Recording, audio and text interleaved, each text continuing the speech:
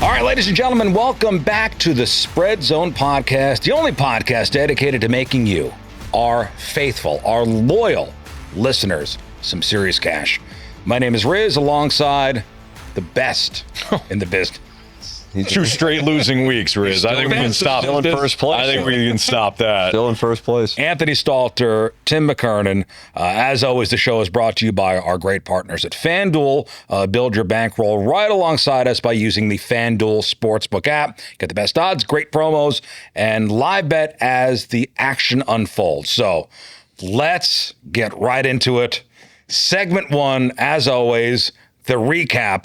Tim McKernan, was it all bad news this past weekend? Well, Rizz, across the board, we all had similar records with both our Week 5 overall performance and our locks. The record, 3-4 and 0-1. We missed on our locks, and we all went 3-4. Oh, so all of us across the board. Wow.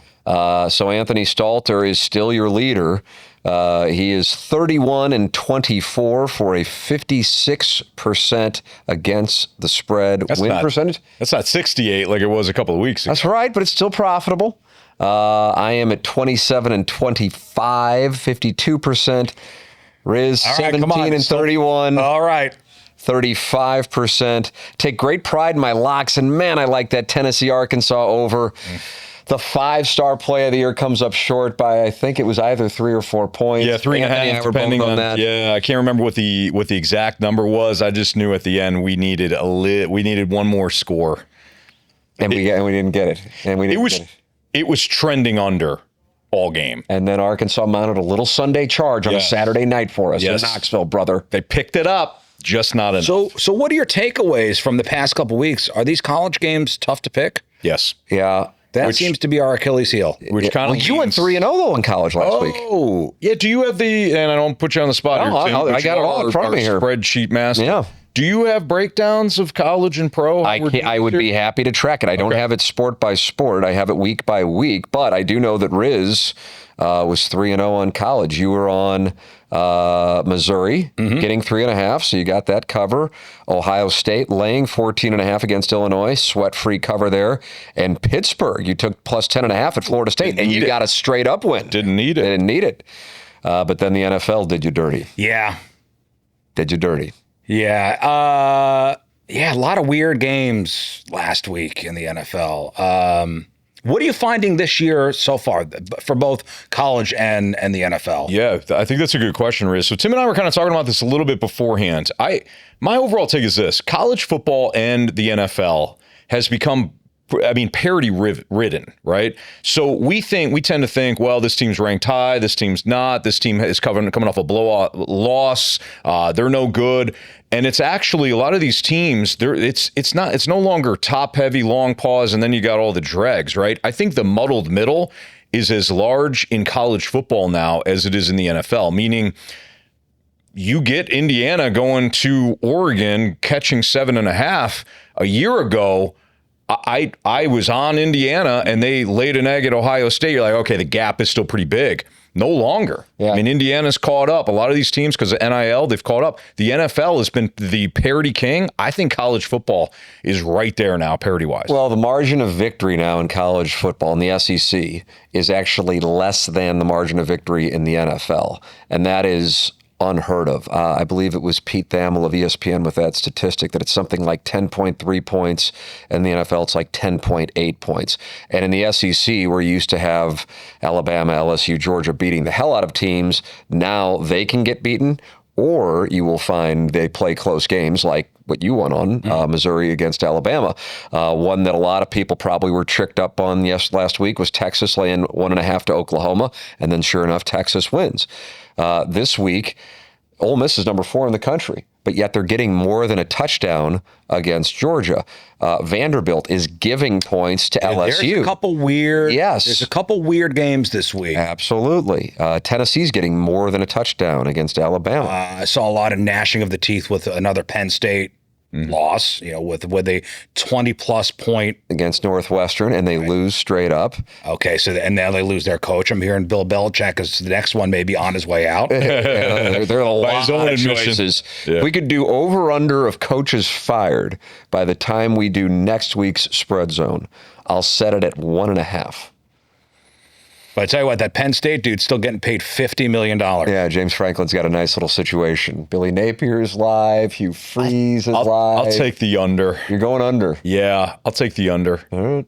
I'll go over. I could see 1. I don't know 2. I'll go over. Okay. So you like take the under. This is exhibition only. This exhibition will not count towards our spreadsheet. I don't think FanDuel has these numbers yet. Yeah, this is Tim's arbitrary number. All right, so let's take our first break, and then when we come back, we are diving headfirst into Week 8. College football. That's correct. Number 8. That is correct. We're at the midway point. Yep. So we've got 3 picks to make you some money, hopefully. And while you wait, open up that big, beautiful blue app, that FanDuel app, and get the lines ready. We'll be back. Spread Zone. All right, we are back on the Spread Zone. It's time to make some money on the college slate. Week 8 is loaded, and 3 picks each, all available right now on the FanDuel Sportsbook app. We'll start with you, Anthony Stalter, your first Week 8 college football pick. So when I was looking at the lines, this one really stood out to me, and Tim actually just mentioned it in our first segment. It's the Georgia-Ole Miss line. You're looking through, and you're like, wait a second, why is Ole Miss getting 7.5? So I dove deeper. Here's what I think happens with Ole Miss. Their offense, they'll hit you 3-4 plays. Maybe they'll throw a trick play in there. I mean, they score in bursts. Not the same with Georgia. Georgia controls the game. They still want to win games by making you uncomfortable. Long drives, unsustainable throughout the course of a game. I don't think that Ole Miss is going to have those quick scores this weekend. And I actually liked what I saw last week out of Georgia, despite only scoring 20 points. Auburn's good defensively, tough environment to play. Gunnar Stockton made a throw that was, it was unbelievable, but it got buried because nobody's watching Georgia-Auburn, when whatever the big game was on last week. So I'm laying the 7.5 with Georgia. I think they keep drives alive. I think their defense shells out. And Ole Miss not only loses their first game, but it's by a wider margin than a touchdown. Ole Miss had to fight for their lives against Washington State. And if you look at their Washington State team, good point. Their resume to date, their only really impressive win is against LSU, and I think some of the question marks are there on just how good LSU is. And a lot of one possession wins, I believe, for Ole Miss. Or they could have and should have lost to Arkansas in Oxford on a Saturday night. I'm going to stay in the state of Mississippi and go with Mississippi State plus 9.5 at Florida. I think Mississippi State is actually a pretty good team, but they're considered to be one of the dregs of the Southeastern Conference. They can score. I'm impressed by Mississippi State. They got a win against Arizona State earlier in the year. They were leading Texas A&M, another top team in the country, at half in College Station. I'll take Mississippi State at the Swamp, where they haven't sold out the game just yet, and my 9.5 points. All right, for my first pick, I'm looking at an SEC showdown. Give me the number 16 Mizzou Tigers minus 1.5 on the road against Auburn. I know a road favorite in the SEC, but I don't know. Auburn's offense has been struggling, terrible. Their 2 lowest yardage totals of the season coming in the last 2 games. The model projects Mizzou to win by more than a touchdown, so I will lay a small number. All right. Give me Mizzou minus 1.5 on the road against Auburn. I thought about it. I did. I thought about taking Mizzou as well. Auburn, when I was studying Georgia, you go back to that game last week, Auburn could not move the football in the second half. At all. They had a couple of quick 3-and-outs. Georgia was able to score quickly. Yeah, I like it. Anthony, your second college pick. Similar to the Georgia and the Ole Miss game, I think this is a clash of styles. USC can score, again, in bursts. They can score quickly. Jaden Mayava has been sensational for USC. As we know, Lane Kiffin's offense can get rolling until they face a couple of 3-and-outs. Quick 3-and-outs destroys that team. Defensively, I still have questions despite what they did to Bryce Underwood in Michigan last week. I'm going to lay the 9.5 with Notre Dame. This feels like a big number, but Notre Dame's got a cakewalk schedule after this. They already have 2 losses. They're going to have to play very well. Home game.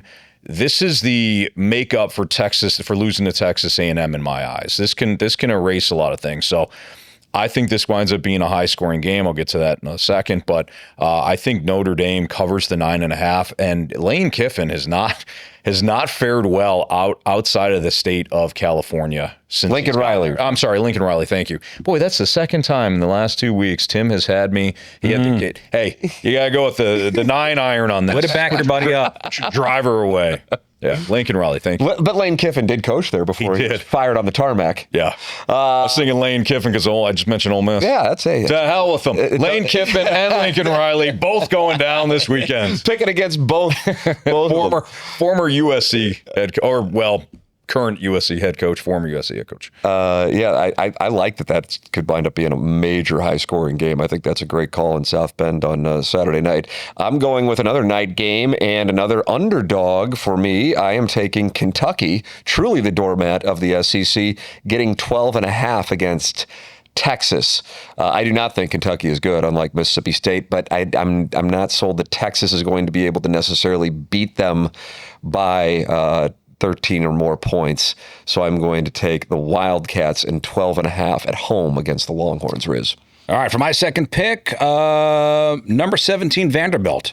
At home, it seems like everybody's jumping on them, but I'm going to go the other way. You like LSU. Give me number 10, LSU, plus 2.5 at Vanderbilt.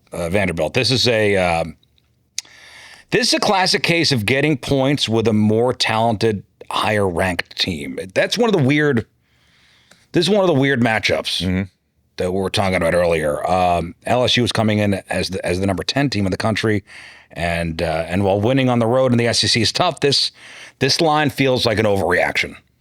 So give me number 10 LSU plus 2.5 at Vanderbilt. Major clash in styles. LSU defensively has been outstanding, but they've struggled offensively. Yeah. Vanderbilt flipped the script there. Vanderbilt's offense difficult to prepare for, but LSU has shut down damn near everybody this year. Yeah, I'll take the points.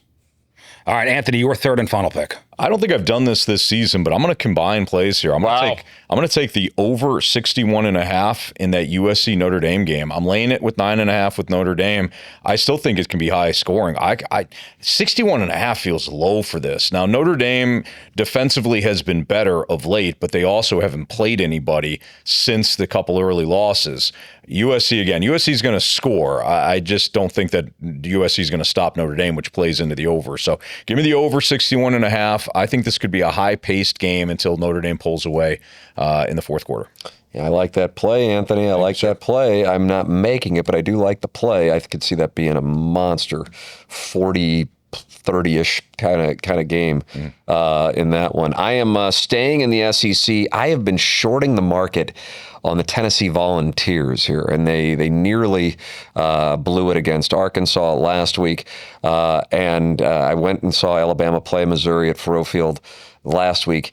Came away impressed. I think they should have won that game by more. As a Missouri guy, I'm thrilled that it was close, but I got to call it how I see it. I think Alabama handles Tennessee convincingly. I will lay the 7.5 points in Tuscaloosa.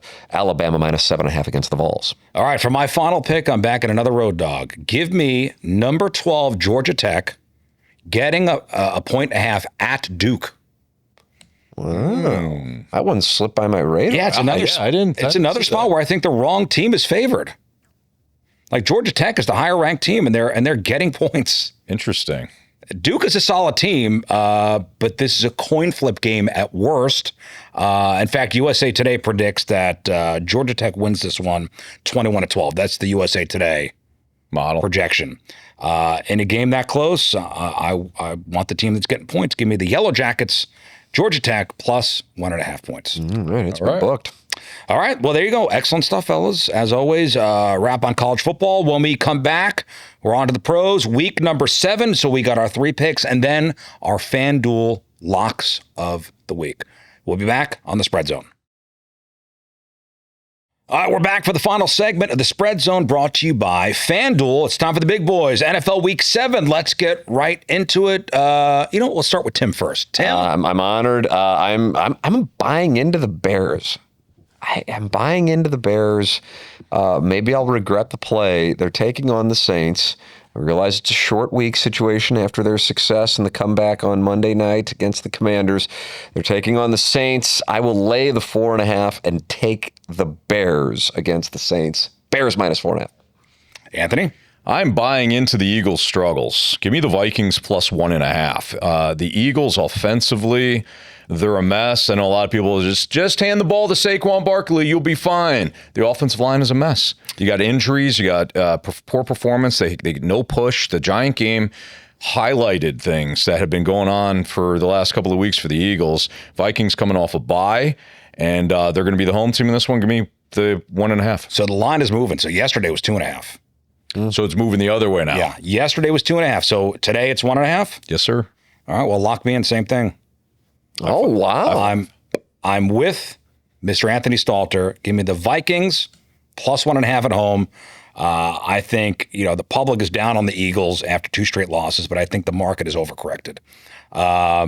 Eagles offense is in a total funk. So I'm going to take the Vikings. Well, what a perfect opportunity for me to say I'm taking the Eagles minus 1.5 at Minnesota. What a defining moment in spread zone history. Yeah, defining moment here. Yeah, there could be a scrap. We fought before? We've fought before. We have. You and I were in lockstep last week. Well, I'll tell you what, fellas, it's going to be a shame because now we all can't have perfect records. That's exactly right. That's exactly right. So you are on the Eagles. I am on the Eagles. I'm going against you boys. You're thinking bounce back. You're playing the rebound. Giving a 1.5 after 2 straight weeks, Broncos and Giants. Sure. It's comeback time. All right, Anthony. This is a hold your nose pick. Don't even watch it. You want to guess? Titans plus 7.5. No. Oh, no. Oh, the Titans aren't even an NFL team. But no, I'm taking the Jets. Oh. Yeah, exactly. Did you see his face on that one? I hope we caught it on camera. It was like shocking. It smelled something horrible coming from my direction. Here's my thought process on that. So give me the Jets plus 1.5 against the Panthers. The Panthers have played very well at home. They crushed Atlanta. They beat Dallas at home. And I believe their other win was at home. And that might have been a surprise too. Oh, it was Miami. They were down 17-0, rolled back. Their 3 wins have been at home. Their 3 losses on the road.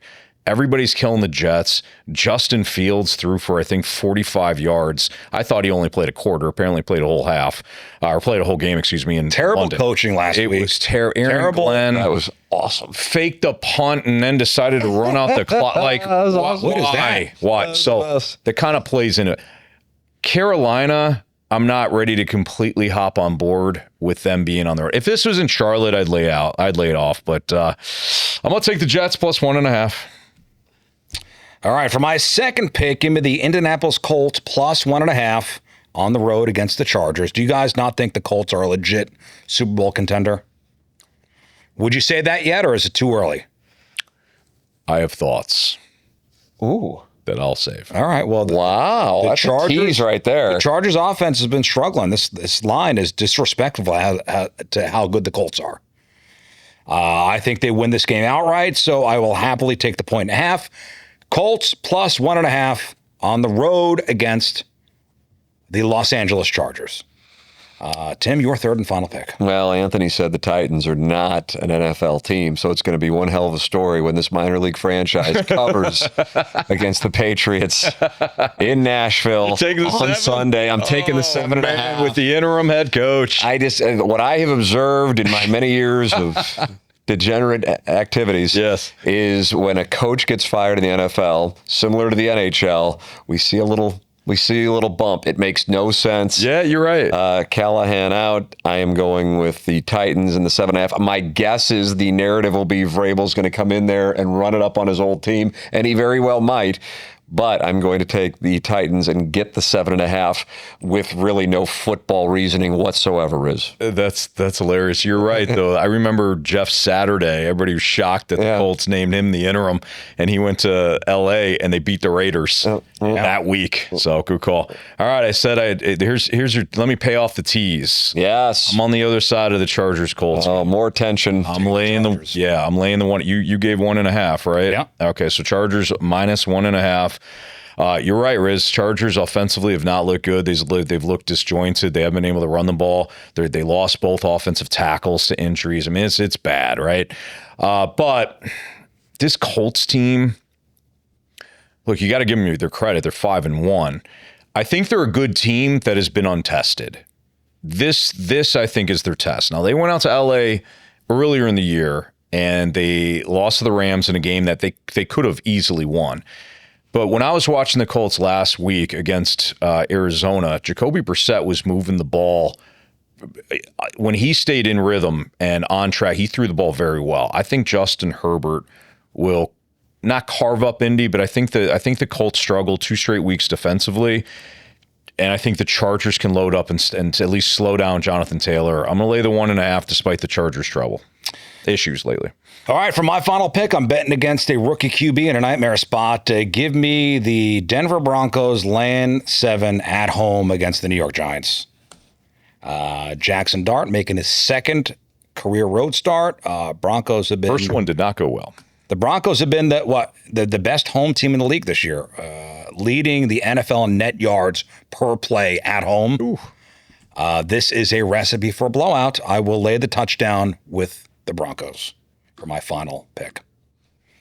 All right, there we go. There are our 3 NFL picks. Time for our FanDuel Locks of the week. All of us 0 for 3. Yeah, I hate that, Rizz. Tim, do you have the season-long locks? Yes, I do. I'm afraid to ask. I'm the only one above 500. 4-3, 57%. Anthony, you're 3-4 for 43%. Rizz, 2-5, 29%. Well, let's. It's time. It's time to get Tim, going. Your lock of the week. Rizz, I got to go against you on LSU and Vanderbilt. I think Vanderbilt's a great team, and I have been shorting the LSU market here for a while. I'm just not sold. I think Brian Kelly could be under fire quite soon. I am going to take Vanderbilt. I, if anything, came away more impressed after they visited Tuscaloosa. Give me Vanderbilt laying the 2.5 for an 11:45 start in Nashville. All right, so I'll take that, and you take this. My lock is the Patriots -7. Wow. He's been fading the Titans all year. Tennessee Titans. It's a smart move. Listen, the Titans just fired their coach, as you mentioned. The interim is not going to fix this mess. So Drake May playing at a level. What? He's been great. He's putting Tom Brady numbers up. He's been excellent. He has been incredible. Playing at MVP level, this kid. So I'm not going to overthink it. It's a great offense against a dysfunctional, statistically awful team that just fired its coach. They'll somehow win 13-6, and I'll get my half point covered with the hook. It's a mismatch. Lock in the New England Patriots -7 on the FanDuel Sportsbook app. Did you have the Raiders last week? Did you take the Raiders? I feel like you've been fading the Titans. Raiders. I don't see any Raiders play here. Okay. Maybe it was a week before. Yeah. I feel like I've had the Raiders as a lock. I feel like you've been fading the Raiders, or fading the Titans, excuse me. All right, so my lock actually is one of the Monday Night Football games. The Tampa Bay Buccaneers have been outstanding. Yeah, they show, too. They might be the best team in football, which is why I'm going to fade them and lay the 5.5 against the Lions. This Lions team's going to be pissed off. Coming off that loss to Kansas City, Sunday Night Football, didn't play very well. Now they get a chance to come back home where offensively they've been outstanding. And as good as Tampa has played, they don't run the ball well. And at some point, Baker Mayfield's heroics, it's got to bounce the other way. I mean, this dude has pulled rabbits out of hats. He's got, at some point, he's going to reach down that hat. There's going to be nothing left.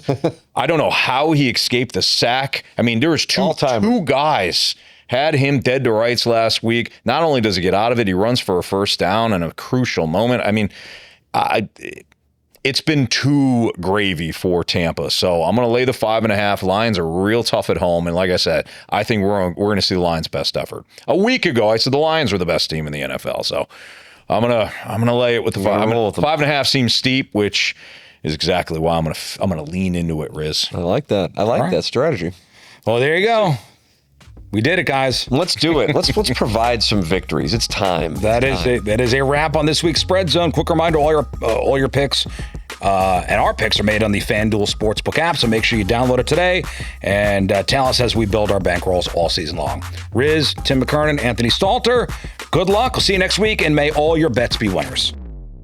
We provide information about sports betting for entertainment purposes only. Please confirm gambling regulations in your state of residence. To participate in sports gaming, you must be 21 years of age or older and be physically present in a state where sports betting is legal. If you or someone you know has a sports betting or gambling problem, please call 1-800-GAMBLER or visit www.ncpgambling.org for more information and further assistance.